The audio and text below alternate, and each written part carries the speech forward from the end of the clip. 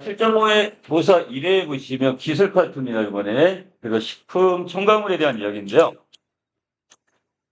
우리가 생각하는 식품 첨가물은 지금 여기 보시면 알겠지만 상당히 다양해요. 종류도 많고, 자, 우리가 지금 생각하지 못했던 것까지 그 범위가 되게 좀 넓다. 이렇게 생각을 하셔도 될 것 같아요.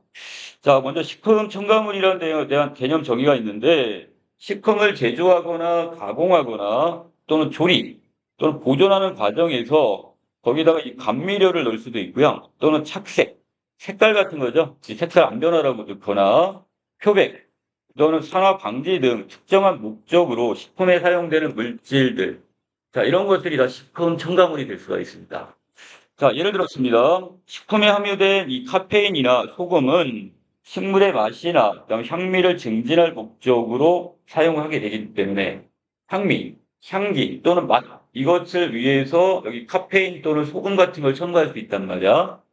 자, 이것도 식품 첨가물이 할 수 있겠고, 자, 두 번째, 완성된 식품에 남아있지 않지만 식품의 제조나 가공, 조리, 보존 등 식품에 사용되었으면 이것도 식품 첨가물이 될 수가 있다고 했습니다. 자, 이 완성된 식품 자체는 원래 것이 어떻게 됐다고? 여기서 없어. 보이질 않아. 자, 그렇지만 이것도 어떻게 되는 거야? 이것도 식품 첨가물 안에 또 포함을 시킨대요.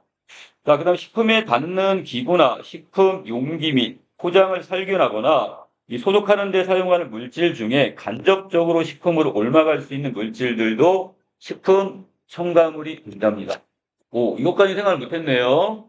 자, 우리가 그 기구 같은 거 있잖아요. 여러 가지 어떤 집게나 이런 국자 같은 걸 쓸 수도 있고, 근데 그거를 그냥 쓸 거 살균 소독을 하겠죠? 근데 거기에 이렇게 묻어 들어가는 이런 간접적인 식품도 마찬가지 이거 식품 첨가물을 볼 수가 있답니다. 자, 식품 첨가물은 여러 방식을 통해 얻을 수 있는데, 자, 먼저 이 자연에 있는 자원에서 특정한 성분을 추출한 후에 이걸 정제하거나 발효를 해서 얻을 수 있는 게 있고요. 자, 자연적인 자원을 끌어오는 거야. 자, 두 번째는 화학적 합성을 통해서 얻을 수 있다. 자, 화학적 합성을 통해 얻은 이 식품 첨가물은 자연에서 구할 수 있는 물질일 수도 있고, 이 자연에서 구할 수 없는 물질을 어떻게 해요? 희석해가지고 만드는 경우도 있죠. 예를 들어 이런 거 있잖아요. 복숭아 맛. 복숭아 맛 음료수. 그럼 복숭아 원료가 들어간 거 안 들어간 거예요? 안 들어간 거예요. 그냥 화학적으로 그냥 이거를 배합을 해서 합성을 해서 만들어낸 그냥 향료일 뿐입니다. 자, 식품 첨가물은 다양한 목적을 위해 사용할 수가 있는데, 자, 그 첫 번째가 특정한 식품 가공 공정에 꼭 필요하여 식품의 제조를 위해 사용할 수 있습니다. 자, 첫 번째 목적이 식품 제조를 위해 사용한다. 자, 예를 들어서 우리가 껌 같은 거를 제조할 때, 이 껌 같은 거는 이게 어떻게 점성이 있어야 되잖아. 아, 근데 이 껌을 씹었는데 껌이 나중에 녹아갖고 하나도 없어. 그럼 껌 아니야, 이거. 그쵸? 자, 그렇기 때문에 이 녹지 않는 물질인 껌 기초제라는 식품 첨가물이 필요하게 될 겁니다.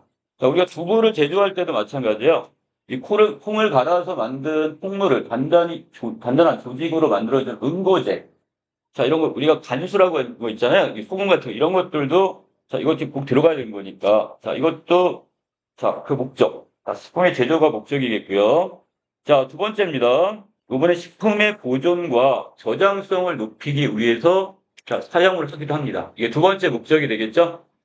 자, 식품 첨가물인 산화 방지제가 거기에 해당이 되는데요. 이걸 사용하여 식품 내 지방질의 산화로 인한 독성 물질의 생성을 막는 것이 이에 해당이 됩니다. 자, 그래서 이걸 놔두면 얘가 어떻게 산화가 돼가지고요. 지방질이 산화가 돼버리면 이 독성 물질이 생겨난단 말이야. 이걸 막기 위해서 산화 방지제를 거기다 첨가를 해요. 자, 그 다음에 세 번째는 식품에 대한 기호성을 높이기 위해서 이걸 사용할 수도 있습니다. 어떤 특정한 향을 좋아하는 사람, 특정한 맛을 좋아하는 사람들 있잖아.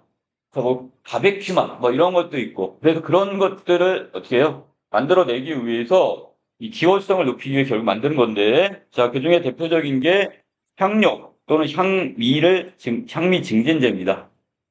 자, 그리고 이걸 사용해 식품의 향미를 개선합니다. 바로 향기 내지 맛. 이것을 증진시키고요. 개선하거나. 자, 착색료도 여기에 들어가네요. 이걸 첨가하여 식품의 색깔을 개선해 먹는 즐거움을 더해주는 것이 이것에 해당이 될 겁니다. 자, 네 번째. 식품 자체에 부족하게 된 부족하게 포함된 영양소나 식품 가공 중에 손실된 영양소를 보충하기 위해 사용되는 경우도 있다. 자, 이것도 뭐라고요?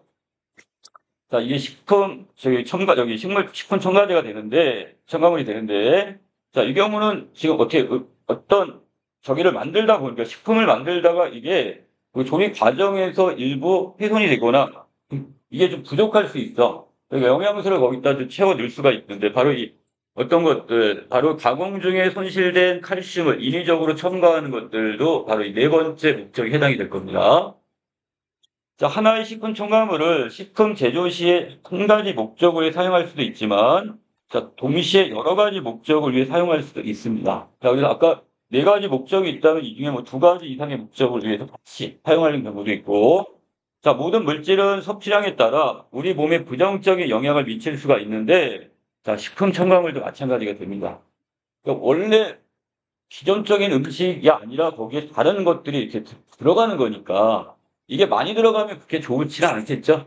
자, 그래서 우리가 흔히 섭취하는 식품 첨가물도 많은 양을 섭취하게 되면 인체에 그게 해로울 수가 있어요.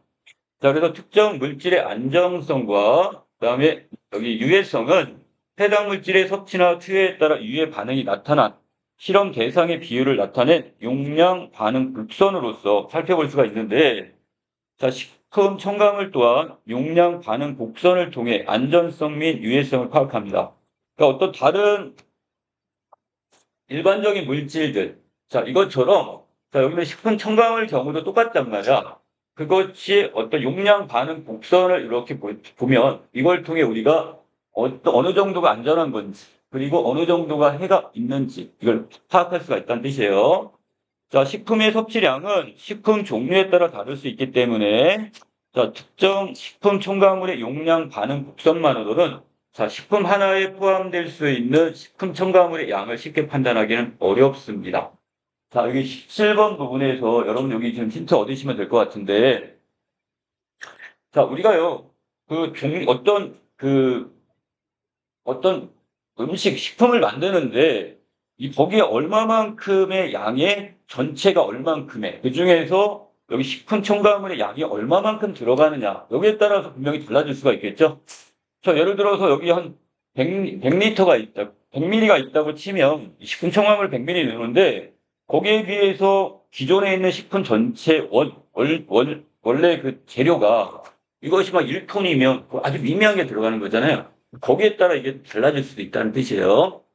자, 그리고 밑으로 가시면, 그러므로 해당 물질의 유해성과 식품 종류에 따른 섭취량 등을 고려하여 식품 종류별로 중량당 함유할 수 있는 식품 첨가물의 양을 법적으로 제한을 합니다. 그러니까 예를 들어 원재료 몇 g당 얼마만큼, 이런 식으로 그것을 제한을 하겠죠. 자, 그러나 식품을 우리가 섭취하는 사람의, 자, 뭐가 또 있을 수 있으니까. 그 체중, 그러니까 여러분들이 그 몸무게 같은 경우, 이게 되게 또 중요한데, 자, 그 몸무게가 어떠냐에 따라서 그 사람이 섭취할 수 있는 양이야, 이게 또 달라진단 말이야. 자, 그래서, 자, 식품 첨가물이 안전한 섭취량을 알고 있는 것이 중요한데요. 자, 식품 첨가물의 안전한 섭취량을 알 수 있는 대표적 기준이 일일 섭취 허용량입니다. 자, 그럼 일일 섭취 허용량은 식품 첨가물이나 식품에 남아있는 잔류 농약 등 특정한 물질을 인간이 일생 동안 매일 먹더라도 유해한 작용을 일으키지 않는 체중 1kg당 하루에 섭취 가능한 용량. 자, 이렇게 보시면 될 것 같아요.